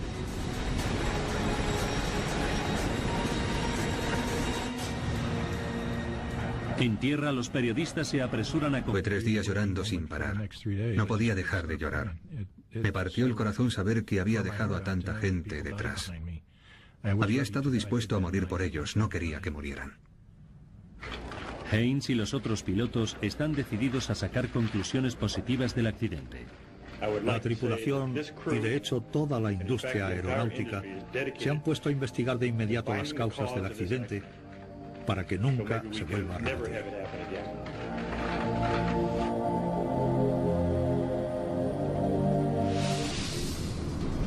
El Consejo Nacional de Seguridad del Transporte envía un equipo de investigación a Sioux City. En el mundo hay todavía 427 DC-10 en servicio y necesitan averiguar rápidamente lo que le ocurrió al avión.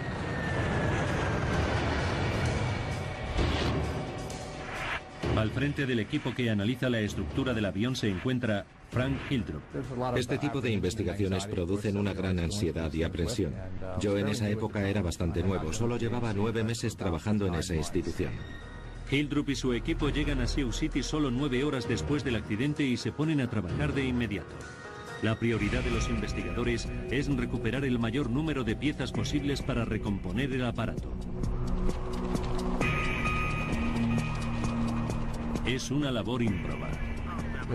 Era un siniestro de tal magnitud que pronto supimos que nos esperaba una larga investigación.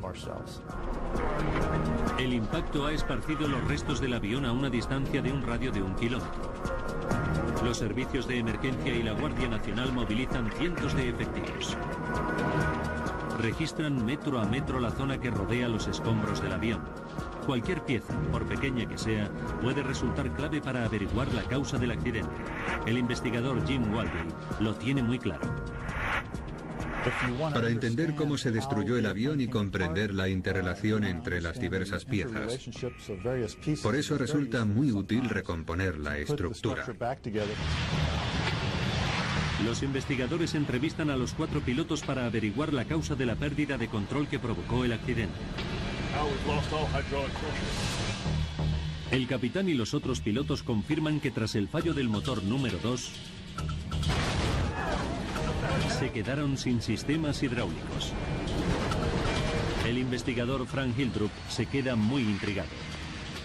Sabía que personalmente no estaba preparado para ocuparme de un avión que se había quedado sin sistemas hidráulicos. Es un caso extremadamente raro que no le ha ocurrido nunca a nadie. Los sistemas hidráulicos hacen funcionar todos los mandos del DC-10. Los alerones que ayudan a controlar el descenso. Los elevadores que inclinan el avión hacia arriba y hacia abajo. El timón que lo dirige y los... De cualquier forma. 3 y 48 minutos y el DC-10 todavía se encuentra a 10 minutos de Sioux City y está perdiendo altitud.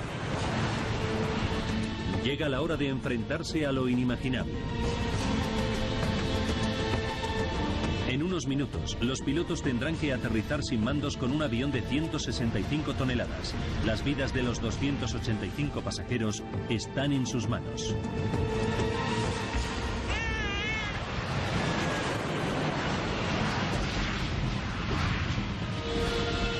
Los pilotos inician la maniobra de aproximación final a Sioux City. Denny Fitch estabiliza el avión aumentando y reduciendo las marchas, aunque el avión solo puede girar a la derecha. El plan consiste en realizar una espiral descendente cuyo giro final esperan que les coloque enfrentados a la pista. Las probabilidades de éxito son escasas.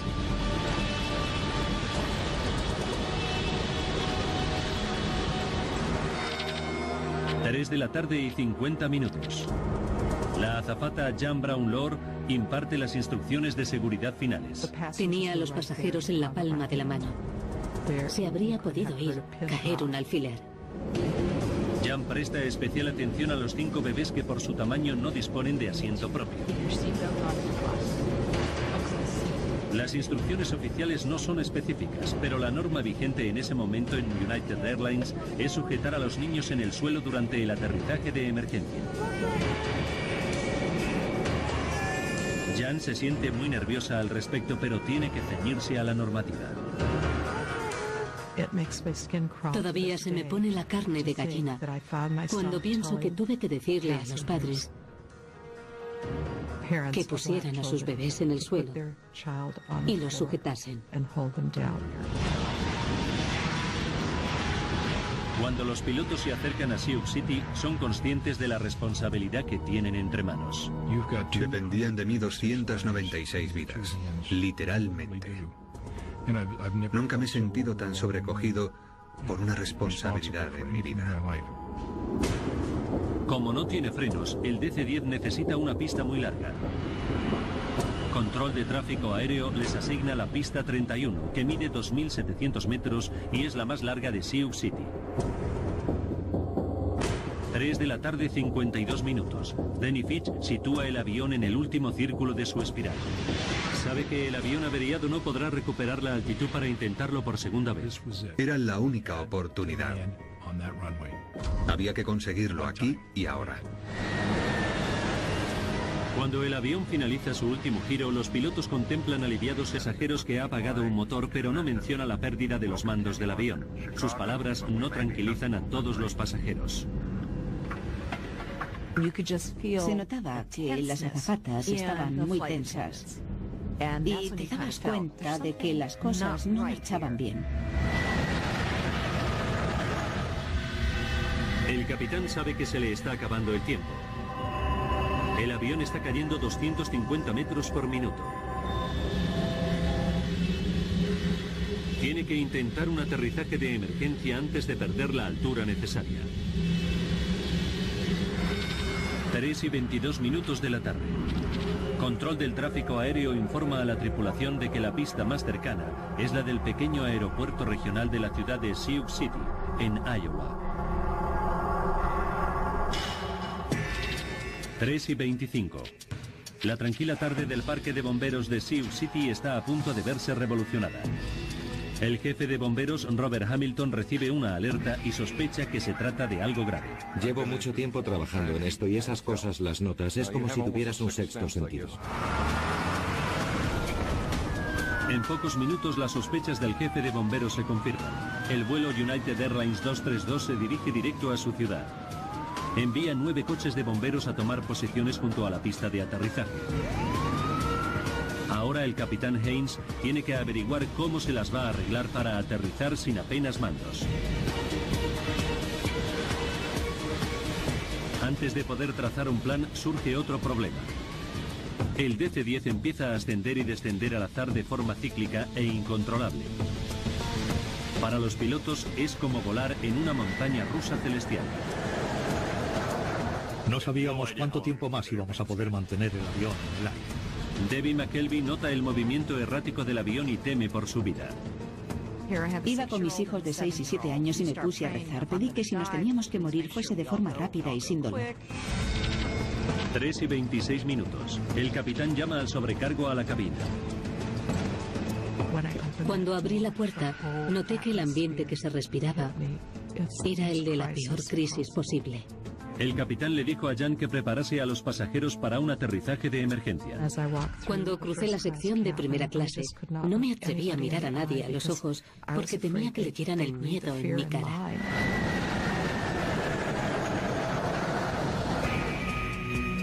Denny Fitch es un piloto de entrenamiento de DC-10 que vuela de vuelta a casa tras una sesión como instructor. Sabe que algo marcha mal y ofrece su ayuda. 3:29 de la tarde. Lo que Denny descubre en la cabina le deja paralizado. Era una escena asombrosa. Ambos pilotos... Algunos de los niños y bebés están tumbados en el suelo cuando se estrella el avión. La violencia del impacto hace que se suelten de sus padres. Una madre desconsolada aborda a la azafata Jan Brownlow. Me dijo que yo había dicho que había que poner a los bebés en el suelo para que no les pasara nada. Tendré que vivir con esas palabras el resto de mi vida. El niño Evan Shaw, que tenía 23 meses, falleció en el accidente. En medio del caos reinante, Debbie y su hijo Ryan se las habían arreglado para salvarse, pero no lograban encontrar a la otra hija, Devon, por ninguna parte. Entonces empecé a lamentar no haber tenido a los dos juntos. Y me embarcó una sensación horrible de pérdida. Jerry Semmel se las arregla para salir y ponerse a salvo, pero entonces oye llorar a un niño y se arriesga a volver a entrar en el avión para rescatarlo. No pensé que el avión podría explotar o que no encontraría otra vez la salida. Reaccioné sin más, oí llorar a un bebé y me volví a meter sin pensarlo. La cabina central en llamas comienza a llenarse de humo tóxico. Son gases que pueden matar a la gente en cuestión de minutos. Las madres como Debbie McKelvey temen por el destino de los niños desaparecidos que pueden permanecer aún en el interior del avión. El vuelo 232 se estrella en el aeropuerto de Sioux City y acaba calcinado y en ruinas junto a un extremo de la pista. Los supervivientes huyen lo más lejos posible, pero los gritos de un niño vuelven a atraer al pasajero Jerry Semmel al interior del avión. Al final llegué a donde se oían los lloros, palpé con la mano y descubrí a una niña en uno de los compartimentos para equipajes. Tiré de su brazo y la saqué de allí. Me puse de pie, busqué el agujero por el que había entrado, en dirección a la luz del sol, y salí fuera por segunda vez. La acción de Jerry salva la vida a ese bebé, pero Debbie McKelvey continúa desesperada. Teme que su hija y su amiga no hayan sobrevivido al accidente. De repente, aparece entre el humo la cara de Devon, su hija de 6 años.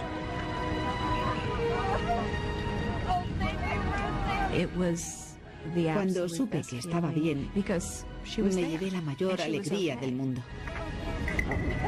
Mientras los pasajeros escapan del siniestro, el capitán Hayne y la tripulación de vuelo permanecen atrapados en la cabina.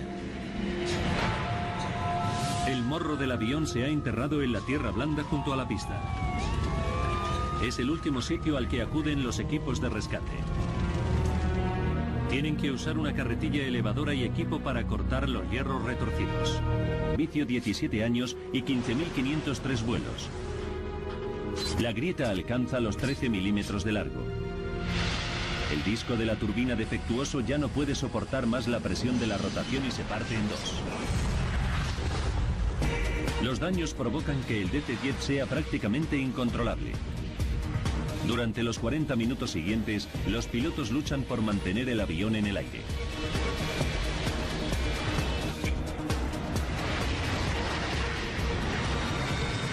Faltan 5 minutos. El vuelo 232 efectúa su giro final sobre Sioux City. 20 segundos. El avión pierde el ala derecha poco antes de tocar tierra. Se desencadena el desastre. El ala derecha impacta contra el suelo mientras el avión se arrastra por la pista. Un avión de 16 millones de euros y 165 toneladas se estrella por un mínimo defecto metálico. Y a los investigadores aún les augura una amarga sorpresa. Descubren que los técnicos de United Airlines inspeccionaron el disco de la turbina del avión siniestrado solo 16 meses antes del accidente. No se lo pueden creer. La grieta estaba en la superficie del disco y en el momento de la inspección ya debía medir casi 13 milímetros de largo.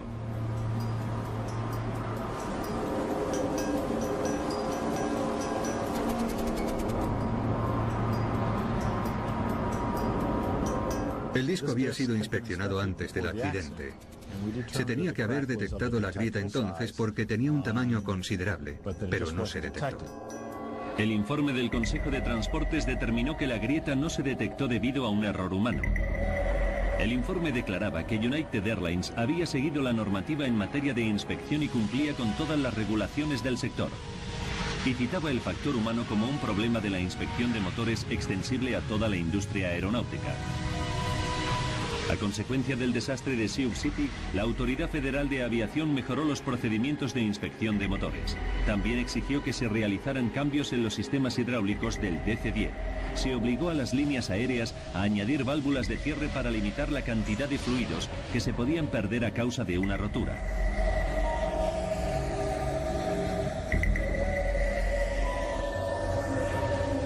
Pero hoy en día, los niños que viajan en brazos siguen colocándose en el suelo durante los aterrizajes de emergencia. Desde el accidente, Jan Brown Lord ha hecho campaña para que todos los niños tengan asientos asignados y cinturones de seguridad. Nunca ha olvidado al niño Evan Shaw, que perdió la vida delante de sus ojos.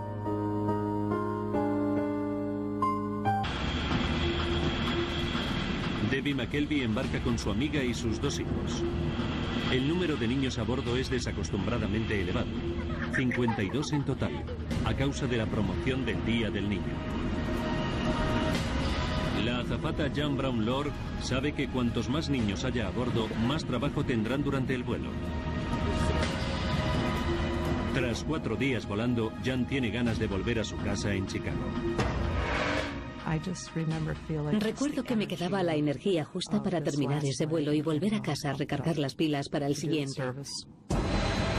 El capitán Haynes, el copiloto Bill Records y el ingeniero de vuelo Dudley Dvorak comprueban los últimos detalles antes de despegar. Se dirigen a la pista y aguardan el permiso de la torre de control. A las 2:09 de la tarde, el avión con 3 motores despega de Denver. Salimos de Denver con los cielos muy despejados. Hacía un día muy bonito, sin viento. Iba a ser un vuelo muy cómodo, rutinario. Debbie McKelvey va sentada con su hijo Ryan, mientras su amiga Ruth Ness va sentada a una fila detrás con su hija Devon. 3:16 de la tarde. A esa hora se encuentran terminando de comer.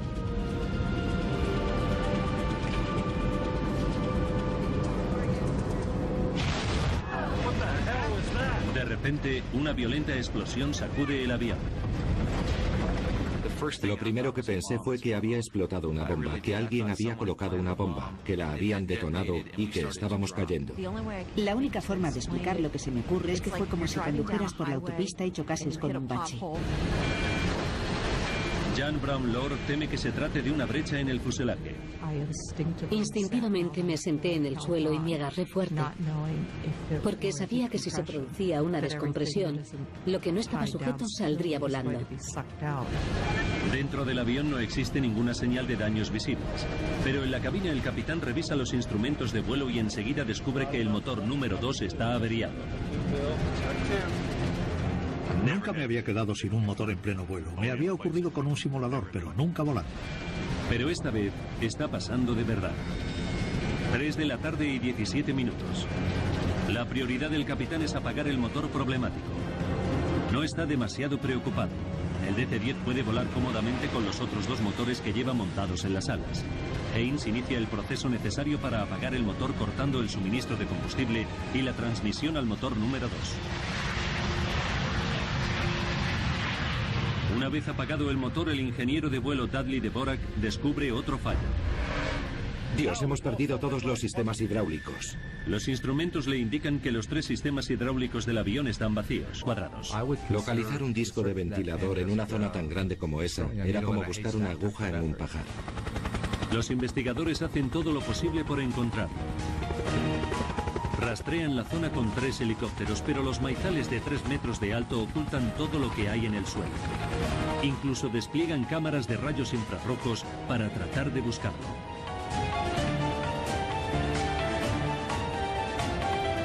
Pero pasan las semanas sin que se encuentre nada. General Electric, la empresa fabricante del motor, ofrece una recompensa a quien encuentre el disco de la turbina desaparecido. Pero sigue sin dar señales de vida. Pasan 2 meses y llega la época de la cosecha. Janis y Dale Sorensen tienen una granja de 180 hectáreas dentro de la zona de búsqueda. El martes 10 de octubre de 1989, Janis Sorensen se encuentra recolectando el maíz. Cuando estaba cosechando, noté un poco de resistencia en la parte de delante de la cosechadora. Di marcha atrás, puse el motor en punto muerto y me bajé a ver lo que era. En cuanto la vi, supe que era la pieza que estaban buscando. Es un gran pedazo de chatarra medio enterrado en el campo. Un equipo de General Electric y del Consejo de Transportes acude a la granja.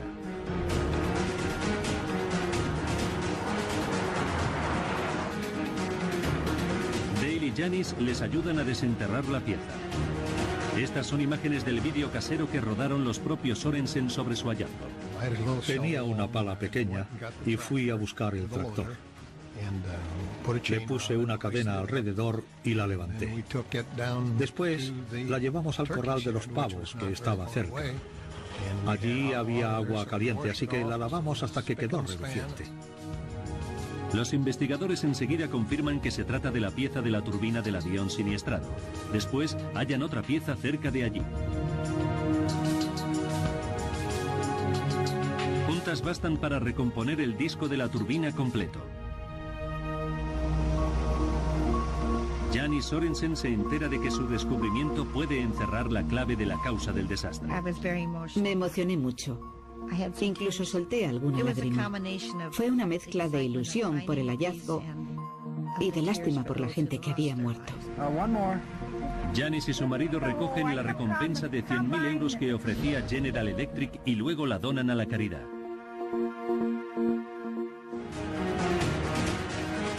Ahora los investigadores pueden comer. Nunca volvió a recuperarse. El DC-10 del vuelo 232 de hoy lleva 17 años en servicio. Ha volado más de 43.000 horas. Hasta ahora, sin incidentes. El de hoy debería ser otro vuelo más. Jerry Semmel es el subdirector de la Asociación Continental de Baloncesto y es un viajero frecuente.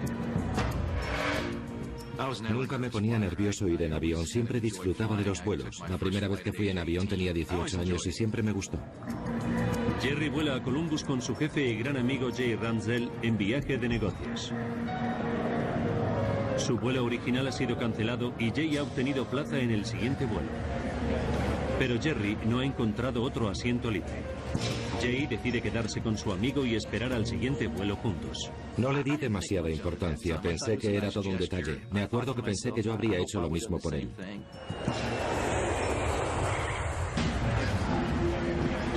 Finalmente, tras 6 horas y media de espera, Jay y Jerry consiguen plazas en el vuelo United Airlines 232 a Filadelfia. El avión va lleno, lleva 285 pasajeros y 11 tripulantes. Debbie McKelvey embarca con su amiga y sus 2 hijos. El número de niños a bordo es desacostumbradamente elevado, 52 en total, a causa de la promoción del Día del Niño. La azafata Jan Brown Lord sabe que cuantos más niños haya a bordo, más trabajo tendrán durante el vuelo. Tras 4 días volando, Jan tiene ganas de volver a su casa en Chicago. Recuerdo que me quedaba la energía justa para terminar ese vuelo y volver a casa a recargar las pilas para el siguiente. El capitán Haynes, el copiloto Bill Records y el ingeniero de vuelo Dudley Dvorak comprueban los últimos detalles antes de despegar. Se dirigen a la pista y aguardan el permiso de la torre de control. A las 2:09 de la tarde, el avión con 3 motores despega de Denver. Salimos de Denver con los cielos muy despejados. Hacía un día muy bonito, sin viento. Iba a ser un vuelo muy cómodo, rutinario. Debbie McKelvey va sentada con su hijo Ryan, mientras su amiga Ruth Ness va sentada a una fila detrás con su hija Devon. 3:16 de la tarde. A esa hora se encuentran terminando de comer.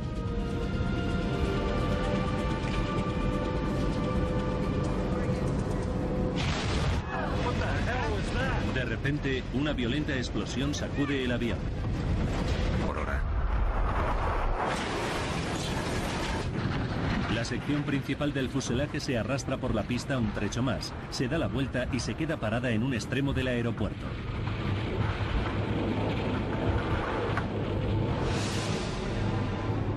El avión ha quedado dividido en 3 secciones principales: la cabina, la cola y la sección intermedia de pasajeros. Docenas de pasajeros supervivientes huyen del avión en llamas. Los bomberos y las ambulancias se apresuran a socorrerles.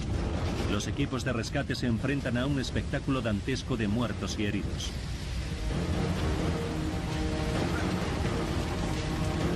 Los supervivientes se esparcen por los maizales que bordean la pista. Debbie y su hijo Ryan se encuentran entre ellos. Agarré a mi hijo y empecé a correr sin parar. No tenía ni idea de dónde estábamos. Algunos de los niños y bebés están tumbados en el suelo cuando se estrella el avión. La violencia del impacto hace que se suelten de sus padres. Una madre desconsolada aborda a la azafata Jan Brownlow. Me dijo que yo había dicho que había que poner a los bebés en el suelo para que no les pasara nada. Tendré que vivir con esas palabras el resto de mi vida. El niño Evan Shaw, que tenía 23 meses, falleció en el accidente. En medio del caos reinante, Debbie y su hijo Ryan se las habían arreglado para salvarse, pero no lograban encontrar a la otra hija, Devon, por ninguna parte. Entonces empecé a lamentar no haber tenido a los dos juntos. Y me embarcó una sensación horrible de pérdida. Jerry Semmel se las arregla para salir y ponerse a salvo, pero entonces oye llorar a un niño y se arriesga a volver a entrar en el avión para rescatarlo. No pensé que el avión podría explotar o que no encontraría otra vez la salida. Reaccioné sin más, oí llorar a un bebé y me volví a meter sin pensarlo. La cabina central en llamas comienza a llenarse de humo tóxico. Son gases que pueden matar a la gente en cuestión de minutos. Las madres como Debbie McKelvey temen por el destino de los niños desaparecidos que pueden permanecer aún en el interior del avión. El vuelo 232 se estrella en el aeropuerto de Sioux City y acaba calcinado y en ruinas junto a un extremo de la pista. Los supervivientes huyen lo más lejos posible, pero los gritos de un niño vuelven a atraer al pasajero Jerry Semmel al interior del avión. Al final llegué a donde se oían los lloros, palpé con la mano y descubrí a una niña en uno de los compartimentos para equipajes. Tiré de su brazo y la saqué de allí. Me puse de El pie. capitán sabe que se le está acabando el tiempo. El avión está cayendo 250 metros por minuto. Tiene que intentar un aterrizaje de emergencia antes de perder la altura necesaria. 3:22 de la tarde. Control del tráfico aéreo informa a la tripulación de que la pista más cercana es la del pequeño aeropuerto regional de la ciudad de Sioux City, en Iowa. 3:25. La tranquila tarde del parque de bomberos de Sioux City está a punto de verse revolucionada. El jefe de bomberos, Robert Hamilton, recibe una alerta y sospecha que se trata de algo grave. Llevo mucho tiempo trabajando en esto y esas cosas las notas. Es como si tuvieras un sexto sentido. En pocos minutos las sospechas del jefe de bomberos se confirman. El vuelo United Airlines 232 se dirige directo a su ciudad. Envía 9 coches de bomberos a tomar posiciones junto a la pista de aterrizaje. Ahora el capitán Haynes tiene que averiguar cómo se las va a arreglar para aterrizar sin apenas mandos. Antes de poder trazar un plan, surge otro problema. El DC-10 empieza a ascender y descender al azar de forma cíclica e incontrolable. Para los pilotos es como volar en una montaña rusa celestial. No sabíamos cuánto tiempo más íbamos a poder mantener el avión en el aire. Debbie McKelvey nota el movimiento errático del avión y teme por su vida. Iba con mis hijos de 6 y 7 años y me puse a rezar. Pedí que si nos teníamos que morir fuese de forma rápida y sin dolor. 3 y 26 minutos. El capitán llama al sobrecargo a la cabina. Cuando abrí la puerta, noté que el ambiente que se respiraba era el de la peor crisis posible. El capitán le dijo a Jan que preparase a los pasajeros para un aterrizaje de emergencia. Cuando crucé la sección de primera clase, no me atreví a mirar a nadie a los ojos porque temía que leyeran el miedo en mi cara.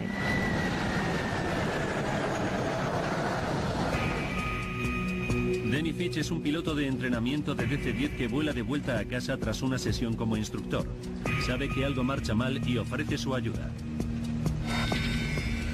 3 y 29 minutos de la tarde. Lo que Denny descubre en la cabina le deja paralizado. Era una escena asombrosa. Ambos pilotos estaban aferrados con fuerza a los mandos con los tendones de los antebrazos tensos por el esfuerzo y los nudillos blancos de tanto tirar.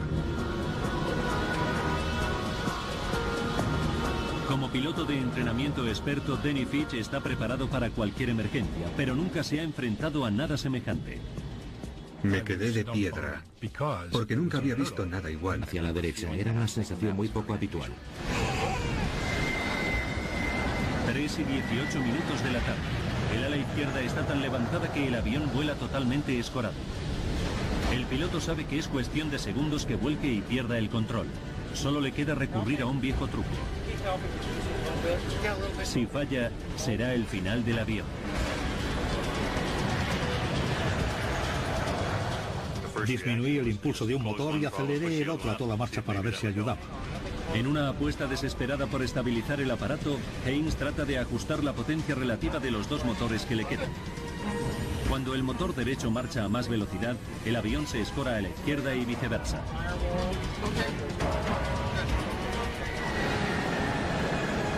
Funciona. Y el capitán logra estabilizar el aeroplano. Sigue sin tener el control del vuelo, pero puede pilotar el aparato de forma rudimentaria aumentando y disminuyendo las marchas. Pero descubre que solo puede girar a la derecha. 3 y 20 de la tarde. El copiloto llama por radio al Centro de Control de Tráfico Aéreo de Minneapolis.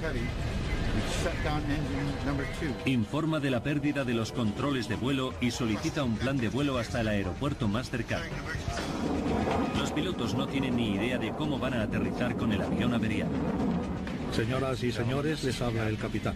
Hemos apagado el motor número 2 del avión.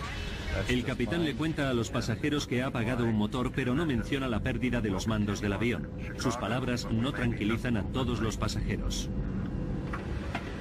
Se notaba que las azafatas estaban muy tensas y te dabas cuenta de que las cosas no marchaban bien. El capitán sabe que se le está acabando el tiempo. El avión está cayendo 250 metros por minuto. Tiene que intentar un aterrizaje de emergencia antes de perder la altura necesaria. 3 y 22 minutos de la tarde.